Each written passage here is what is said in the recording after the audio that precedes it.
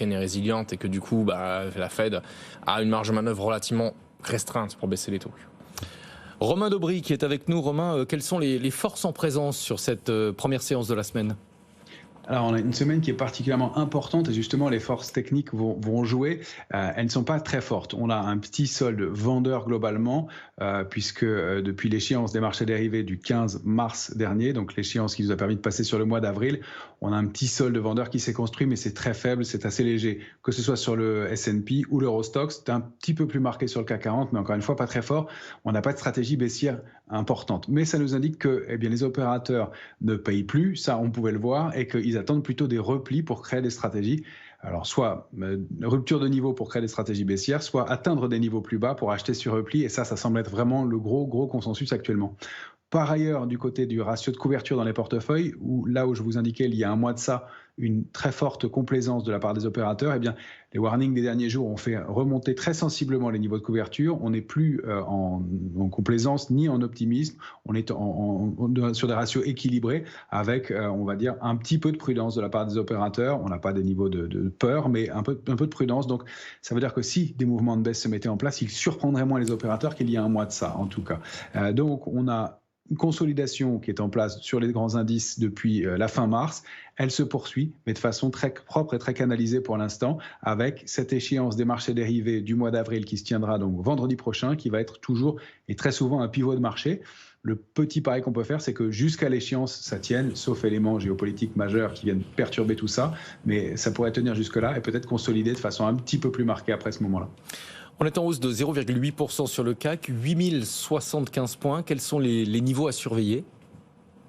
On observe toujours le même trading range, un petit cran plus bas sur le futur CAC 40, 7981 en bas sur le futur CAC 40 avril, c'est 8121 en haut, la borne haute du trading range. Nous, c'est le niveau qu'on a choisi pour reprendre des petites stratégies spéculatives baissières pour aller travailler ces arbitrages-là. Si on repasse au-delà de 8121 et jusqu'à 8242, on est dans une forme de neutralité. On neutraliserait le mouvement baissier, mais on n'aurait pas de momentum haussier fort. Il faudrait vraiment repasser 8242 pour réactiver la dynamique haussière.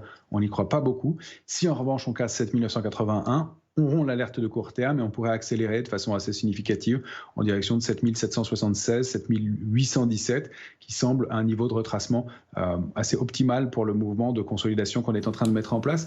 Sur le S&P, on a créé maintenant un canal baissier aussi qui s'est mis en place. C'est peut-être intéressant de le surveiller aussi, comme c'est l'indice majeur américain. On a été testé 5110 comme point bas la semaine dernière et on oscille autour de 5147 qui est vraiment un pivot. Pour réactiver la dynamique haussière sur le S&P, il faut repasser 5202 sous 5110. On a un risque d'accélération baissière de 3 à 4% complémentaire. Et puis on va s'intéresser à une valeur, c'est Exahome. C'est un constructeur de maisons individuelles qui... Oui, je vois secouer la tête. Alors, Exahome, c'était la semaine dernière, on en avait déjà parlé, mais je peux vous la réindiquer si vous voulez. Ah, j'ai le mauvais message, mais on peut peut-être en dire un mot. Mais on peut en dire un mot avec grand plaisir. Exahome, donc c'est une recovery aussi pour un titre qui a formé une structure de retournement haussière. Donc qui date qui s'est formé entre septembre 2022 et dont la sortie a été validée le 8 avril, la semaine dernière, la semaine du 8 avril, par le haut. Donc elle a débordé le niveau de 21,70 puissamment avec du volume. Elle est en consolidation aujourd'hui légère à 0,84% de baisse. Au-delà de ce niveau de 21,70, on a un premier niveau de résistance majeur qui est à 24,70 sur le titre, mais la cible idéale du mouvement, c'est 30,80. Si on repassait sur le titre sous 19,75, on invaliderait vraiment cette sortie par le haut et on considérait que la structure de retournement est vraiment invalidée. Mais un ratio risque-rendement qui est intéressant sur un titre qui est une petite valeur, attention, mais qui a un potentiel intéressant. Oui, et la valeur dont vous vouliez parler au départ, c'était Dassault Systèmes. C'était Dassault Systèmes, effectivement. Alors, j'en parle parce qu'elle va publier bientôt. On arrive dans une période qui est compliquée pour prendre des décisions. Dassault Systèmes, elle publie le 25 avril. Elle teste une zone de support intéressante qui est 37,50, 39,25, qui a été un niveau de retournement de long terme. Alors, elle baisse nettement depuis ses points hauts récents qui ont été formés à 48,87 au mois de janvier dernier. Et elle évolue donc au-delà pour l'instant ou autour de ce niveau de 39,25 qui peut être un point d'entrée intéressant sur le titre. Sous 37,50, on n'insisterait pas, mais si elle réaccélérait, elle pourrait aller chercher des niveaux autour de 43,5, 44. Donc une recovery peut-être à surveiller pour un titre qu'on considère toujours un peu cher sur le marché, mais qui a bien pas mal consolidé et qui est un peu en retard.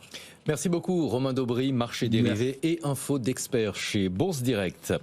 On passe à la question du jour puisqu'on est pratiquement à 100 jours du coup d'envoi des Jeux Olympiques de Paris 2024. On vous a demandé aujourd'hui quelles valeurs pourront se muscler grâce aux Jeux Olympiques. On vous a proposé Accor et ses concurrents, Air France et le transport aérien en général, Sodexo ou aucune de ces valeurs.